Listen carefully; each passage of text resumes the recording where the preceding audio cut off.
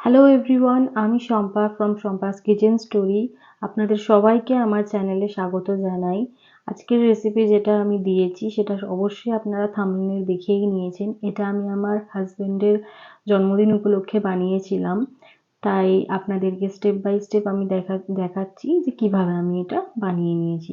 এর মধ্যে আমি কোনো ফুড কালার অ্যাড করিনি, সাথে আমি কোনো আজিনামোটোও অ্যাড করিনি, তাই বাচ্চা থেকে বয়স্ক মানুষেরা সবাই এটা খুব ভালোভাবেই খেতে পারবেন। তার আগে আপনারা প্লিজ আমার চ্যানেলটিকে subscribe and like and share করে দেবেন। এখানে আমি চিকেনটাকে ম্যারিনেট করে রেখেছিলাম ওভারনাইট। আপনারা চাইলে বানানোর 1 থেকে 2 ঘন্টা আগেও ম্যারিনেট করে রাখতে পারেন। এর মধ্যে আমি আদা রসুন কুচি, একটা ডিম, একটু লবণ, সয়া সস 1.5 চামচ, ভিনিগার 1.5 চামচ আর একটু কাঁচা লঙ্কা দিয়ে ম্যারিনেট করে রেখেছিলাম। আপনারা যদি চান এর মধ্যে গোলমরিচও ইউজ করতে পারেন, আমি শুধু কাঁচা লঙ্কা দিয়েই এটা বানিয়েছিলাম। চলুন তাহলে নেক্সট প্রসিডিওরে যাওয়া যাক। এর মধ্যে আমি আর কি অ্যাড করেছি। এখানে অ্যাড করছি আমি 6 টেবিল স্পুন কর্নফ্লাওয়ার। এটা আমি মিক্স করে একটা সাইডে রেখে দেব। তারপরে আমি এখানে নিয়েছি ক্যাপসিকাম একটা আমি নিয়েছি। এখানে এটা স্কোয়ার কাট করে নিয়েছি। আপনারা চাইলে একটু বড়ও নিতে পারেন এর থেকে। এখানে আমি 4টে কাঁচা লঙ্কাও নিয়েছি। 4টে নিয়েছি কারণ এটা ভীষণই ঝাল। তার সাথে আমি এখানে নিয়েছি এক টুকরো আদা এবং নিয়েছি কয়েকটা রসুন। তারপরে এখানে আমি পেঁয়াজ নিয়েছি দুটো, এটা মিডিয়াম সাইজের পেঁয়াজ নিয়েছি। 4 টুকরো কেটে পেঁয়াজটাকে আমি এর পেটালসগুলোকে আস্তে আস্তে খুলে নিয়েছি। আপনাদের সুবিধার্থে আমি এখানে দেখিয়েও দিচ্ছি কিভাবে আমি এটা খুলে নিয়েছি। ভীষণই সহজ, আপনারা একবার দেখলেই এটাকে করতে পারবেন। দেখুন আমি কিভাবে আস্তে আস্তে এটাকে খুলে নিয়েছি। আস্তে আস্তে খুলে নেওয়ার পর এখানে আমি এগুলো রেডি করে একটা সাইডে রেখে দিচ্ছি। তারপরে চলুন দেখা যাক নেক্সট আমি কি স্টেপ অ্যাড করেছি। তারপরে এটাকে আমি একটা সাইডে রেখে দিচ্ছি এবং এখানে আমি একটা ছোট বাটিতে 2 টেবিল স্পুন কর্নফ্লাওয়ার অ্যাড করে রেখে দিয়েছি। তারপরে কড়াই আমি বসিয়ে নিয়েছি গ্যাসে এবং এই বাটির 2 বাটি আমি রিফাইন্ড অয়েল অ্যাড করছি কড়াইতে। তারপরে তেলটাকে খুব ভালোভাবে গরম হতে দেব। গরম হয়েছে কিনা একবার চেক করে নেওয়ার পর এর মধ্যে চিকেন যে ম্যারিনেট করে রেখেছিলাম ওই ম্যারিনেশন থেকে চিকেনগুলোকে আস্তে আস্তে একটা একটা করে আমি কড়াইতে দিতে থাকবো। আমি এখানে চিকেনগুলোকে 2 ভাগে ভাগ করে নিয়েছি, মিন্স ভেজে নিয়েছি 2 ভাগে। আপনারা চাইলে একসাথেও ভেজে নিতে পারেন, কোনো অসুবিধা নেই। আমার সুবিধার জন্য আমি 2 ভাগে ভেজে নিয়েছি। দেখুন আমি এখানে আমার চিকেনগুলো অ্যাড করে দিয়েছি। এবারে আমি আস্তে আস্তে চিকেনগুলো এক সাইড হয়ে গেলে আমি উল্টিয়ে পাল্টিয়ে 2 সাইডই খুব ভালো করে ভেজে নেব। একটা সাইড আমার হয়ে গেছে চিকেনের, এবার আমি এগুলোকে আস্তে আস্তে উল্টিয়ে নিচ্ছি যাতে আরেকটা সাইডও খুব ভালোভাবে হয়ে যেতে পারে। চিকেনগুলো আস্তে আস্তে উল্টিয়ে নেওয়ার পর আমি এগুলোকে কিছুক্ষণ আরও ছেড়ে দেব আরেকটা সাইড যাতে হয়ে যায় সেই জন্য। দেখুন 2 সাইডই চিকেন আমার হয়ে গেছে। এখন খুব ভালো কালারও চলে এসছে। এরকম গোল্ডেন ব্রাউন কালার চলে আসলে আপনারা চিকেনগুলোকে তুলে নেবেন। আমি এই চিকেনগুলোকে একটা থালার মধ্যে তুলে নিচ্ছি এখন। দেখুন আমি তুলে নিয়েছি।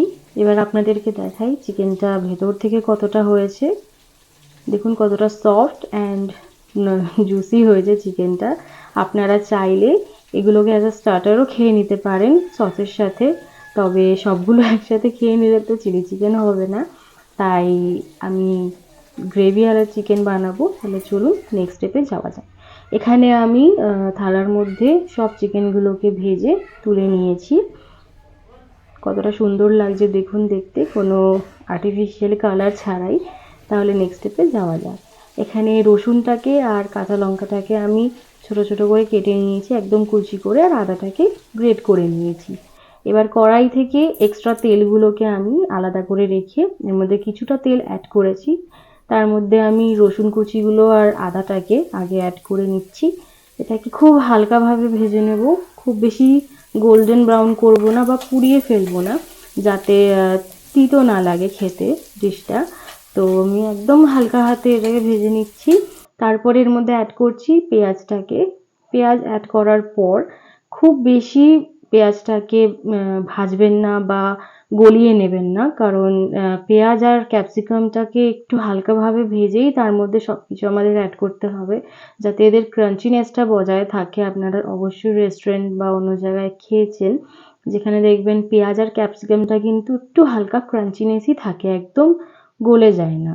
এখানে আমি দেখুন ক্যাপসিকামটাও অ্যাড করে নিয়েছি, এটাকেও হালকাভাবে ভেজে নেব যতক্ষণ না একটু কালারটা ডাউন হয়। তারপরে এখানে আমি কর্নফ্লাওয়ারে 3 tablespoon soya sauce, 4 tablespoon tomato sauce and 4 tablespoon same chilli sauce, red chilli sauce আমি এখানে অ্যাড করছি। আপনারা চাইলে গ্রিন চিলি সসও অ্যাড করে নিতে পারেন, বা যেটা আপনাদের কাছে অ্যাভেলেবেল থাকবে। অ্যাড করে নেওয়ার পর আমি এগুলোকে খুব ভালোভাবে মিক্স করব, যাতে কোনো লাম্পস না থেকে যায় এটার মধ্যে। বিকজ যদি কোনো লাম্পস থেকে যায় তাহলে যখন আমরা এটাকে গরম কড়াইতে অ্যাড করব তখন কিন্তু লাম্পসগুলো থেকে যাবে। দেখুন খুব ভালোভাবে আমি এগুলোকে মিক্স করছি, আপনারাও খুব ভালোভাবে মিক্স করে নেবেন। তারপর এর মধ্যে আমি একটু জল অ্যাড করব, যাতে মিক্সচারটা খুব স্মুথ হয়ে যায়, কোনো লাম্পস না থেকে যায়।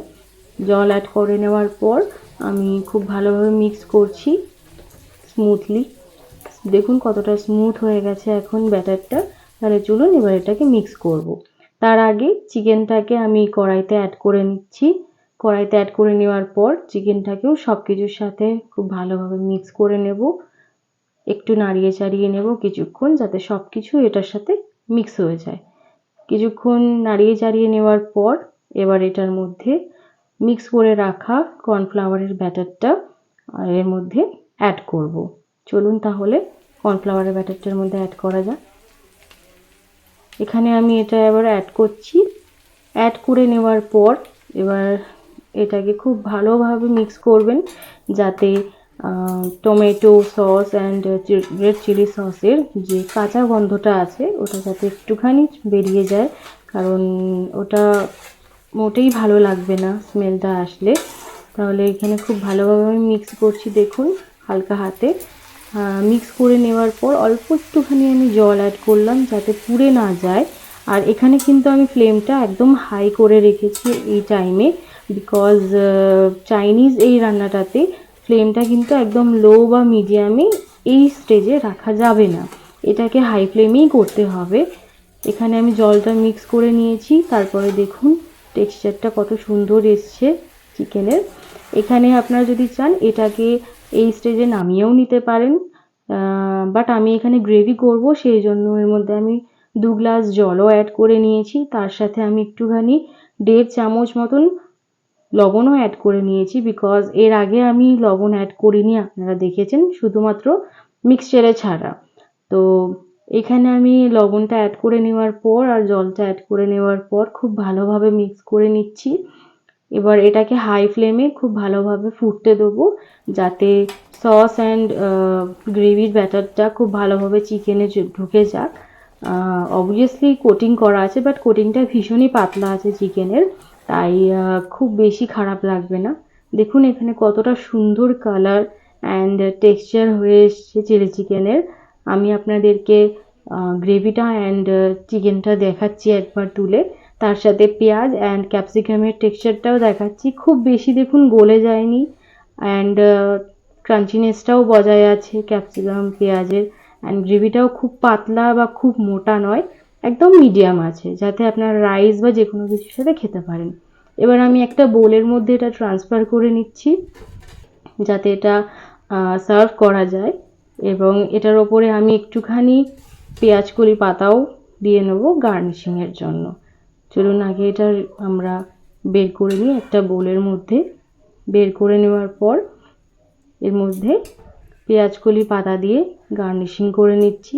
আপনারা চাইলে নাও দিতে পারেন পেঁয়াজ কলির পাতাটা, বাট আমি গার্নিশিংয়ের জন্য একটুখানি অ্যাড করে নিলাম। এবার চলুন এটাকে টেস্ট করে দেখা যাক কীরকম হয়েছে, কারণ টেস্টটাই হচ্ছে আসল রান্না করার পর। তাহলে এখানে চলুন আমি টেস্ট করে নিচ্ছি ফার্স্ট বাইট নিয়ে। যে কেমন হয়েছে। আপনারা প্লিজ আমার ভিডিওটি ভালো লাগলে আমার চ্যানেলটিকে সাবস্ক্রাইব, লাইক অ্যান্ড শেয়ার করে দেবেন এবং বেল আইকনটি প্রেস করে দেবেন। আমি আবার আসবো আপনাদের সাথে একটা নতুন ভিডিও নিয়ে। ততক্ষণে টাটা।